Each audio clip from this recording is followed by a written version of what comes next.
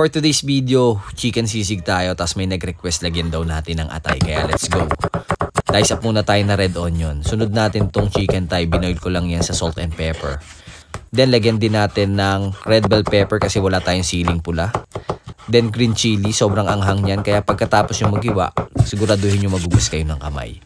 Tapos kuha tayo ng spring onion sa labas ng bahay ko kasi gagarnish natin yan mamaya.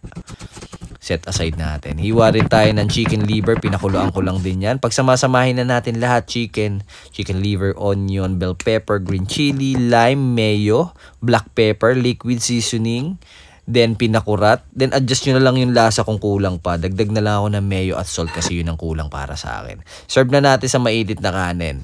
Sa mga nakapanood nito, make sure na gayahin nyo yung ginawa ko at sobrang solid nito. I'm sure masasayahan yung paglulutuan nyo.